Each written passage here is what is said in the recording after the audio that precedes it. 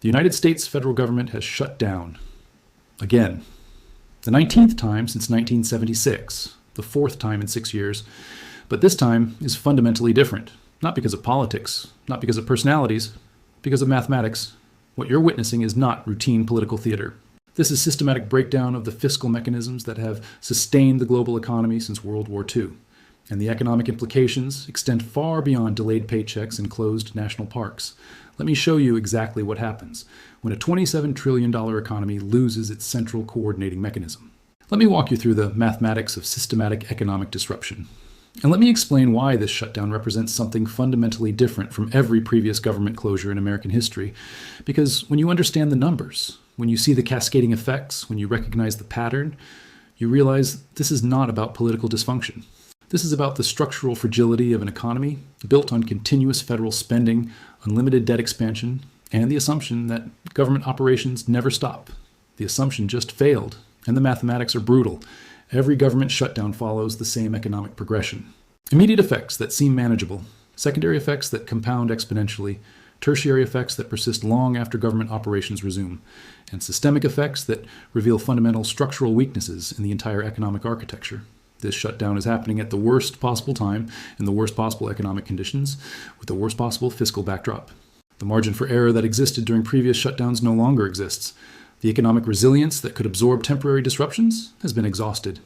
The federal government directly employs approximately 2.1 million civilian workers. During a shutdown, roughly 800,000 are furloughed immediately. These workers stop spending money on housing, food, transportation, and consumer goods. Local economies around federal facilities experience immediate demand destruction that spreads through surrounding communities. But that's just the beginning. Federal contractors employ approximately 4 million workers, whose paychecks depend entirely on continuous government operations. Unlike federal employees, who eventually receive back pay after shutdowns end, contractors often absorb shutdown costs permanently. When government contracts stop, contractor payments stop. When contractor payments stop, subcontractor payments stop. The ripple effect moves through the entire supply chain that serves federal operations.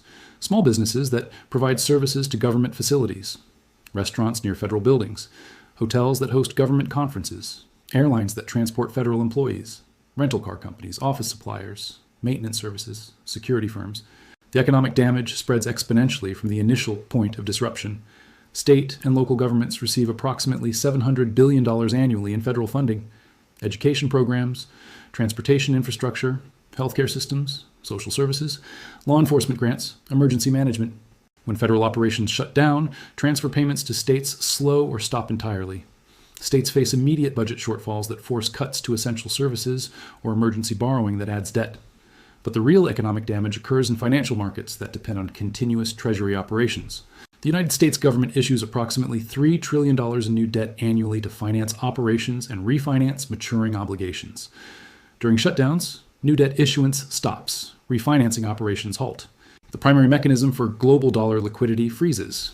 This creates immediate stress in global financial markets that use Treasury securities as collateral for lending operations, repo markets that facilitate overnight lending between financial institutions, money market funds that provide liquidity to corporate operations, international banks that use Treasury bonds as reserve assets for regulatory capital requirements.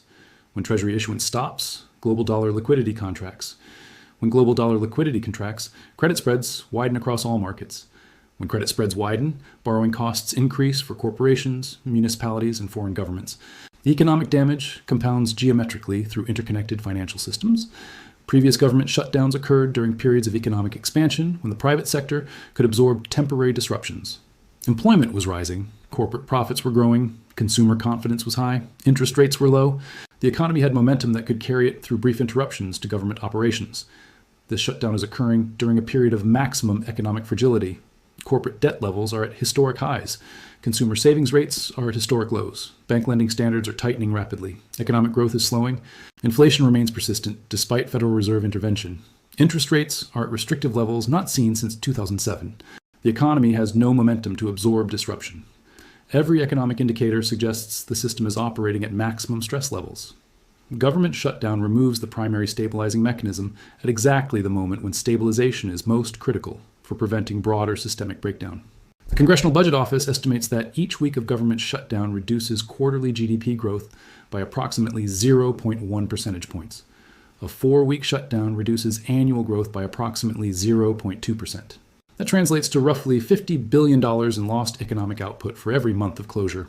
But CBO estimates only capture direct measurable effects. They don't account for confidence effects that cause businesses to delay investment decisions indefinitely. They don't measure international effects that cause foreign entities to question long-term dollar stability. They don't quantify financial market effects that increase borrowing costs throughout the entire economy for months after shutdowns end. Independent economic analysis suggests total costs are 3 to 4 times larger than official government estimates. A 4-week shutdown could reduce annual economic output by $150 to $200 billion. The damage persists for quarters after government operations resume because confidence effects take time to reverse, and investment decisions delayed during uncertainty don't get made up later. During the 2018-2019 shutdown, the longest in American history at 35 days, consumer confidence fell to recession levels. Business investment declined for 3 consecutive quarters. Federal contractors experienced permanent revenue losses that forced layoffs and business closures. State and local governments increased emergency borrowing to maintain services, adding debt burden that required years to repay through higher taxes. The economic damage was officially estimated at $25 billion in lost output. But that occurred during highly favorable economic conditions.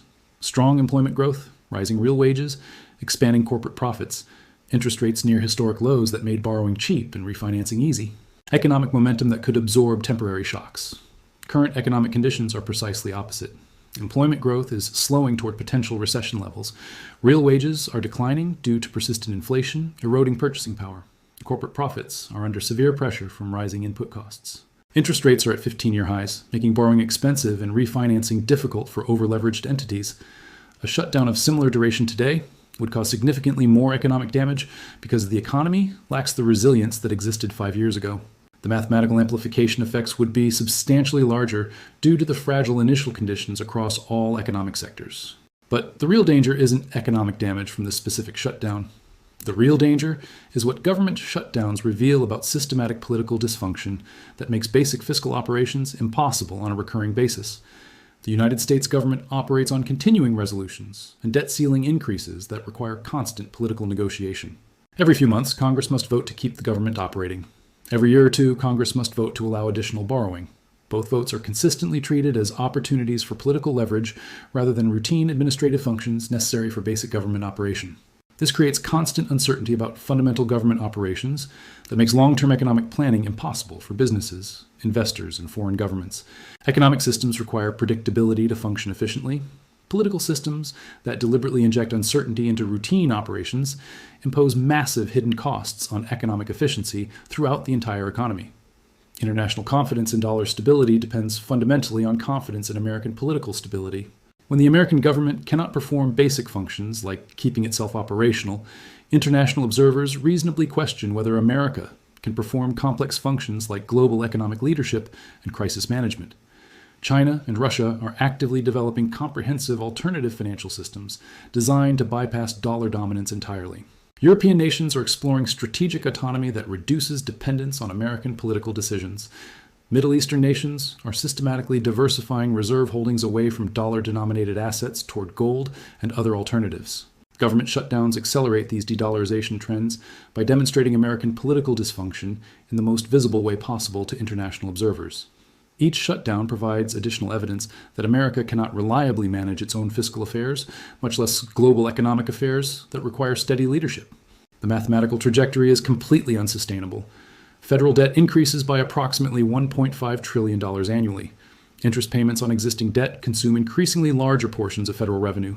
The percentage of government spending dedicated to discretionary programs continues declining, while mandatory spending for entitlements continues rising automatically. Within 10 years, interest payments alone will exceed total defense spending. Within 15 years, interest payments plus mandatory spending will exceed total federal revenue. The government will be completely unable to fund any discretionary operations without borrowing 100% of the money required for basic functions. At that mathematical point, political negotiations over government funding become negotiations over whether to allow the federal government to exist at all. The stakes become so extraordinarily high that political compromise becomes mathematically impossible. Government shutdowns become permanent rather than temporary disruptions. We are approaching that mathematical threshold much faster than most people realize. And current government shutdowns provide vivid preview of what happens when we cross it. The economy simply stops functioning in any recognizable way that maintains current living standards. Federal employees stop receiving paychecks. Contractors stop receiving payments. State governments stop receiving transfers. Social Security becomes irregular. Medicare halts. Military salaries delayed. Veterans benefits stop. The economic disruption becomes severe. Basic commerce breaks down. Supply chains halt. Transportation systems shut down. Healthcare systems reduce services. This is mathematical certainty based on current trajectories. The question is not whether this happens. The question is when and how quickly it deteriorates. International observers understand this trajectory. That's why de-dollarization accelerates. That's why alternative currencies are developed. That's why trade agreements bypass dollars. Foreign entities prepare for American fiscal collapse. The next shutdown will last longer and cause more damage. Each cycle increases costs while decreasing incentives for compromise. This is imperial decline progression, repeated throughout history. Political institutions become dysfunctional as fiscal pressure increases. Pressure increases as debt costs consume larger portions of revenue. Revenue generation becomes difficult as growth slows. The feedback loop becomes self-reinforcing. Political dysfunction reduces confidence. Reduced confidence slows growth. Slower growth reduces revenue. Reduced revenue increases pressure. Increased pressure worsens dysfunction. Rome experienced this pattern. Spain experienced it. Britain experienced it. The mathematics are identical. The outcome is always the same. Political institutions fail when fiscal mathematics become unsustainable. The United States is following this progression precisely. Government shutdowns are mile markers on the road to collapse. Each shutdown moves America closer to where compromise becomes impossible. The current shutdown is not the crisis. The shutdown is warning that crisis approaches. When it arrives, it will be too late to prevent through negotiation. The mathematics will be irreversible. Government shutdowns provide a glimpse of what happens when continuous operations can no longer be maintained. Economic systems built on government stability cannot function when stability becomes questionable. The smart money understands this. Capital flight from dollar assets is accelerating. Safe haven demand for gold is increasing. International diversification away from American political risk is becoming priority. The current shutdown will end eventually, but underlying conditions will continue deteriorating until shutdowns become permanent rather than temporary. The economy that depends on government stability will adjust to instability. The process will be devastating. Government shutdown is not political theater. Government shutdown is economic preview of imperial collapse. The mathematics are clear. The outcome is inevitable. The United States federal government shutdown just provided your warning. What you do determines whether you survive what comes next. Time is short. Act now. Prepare.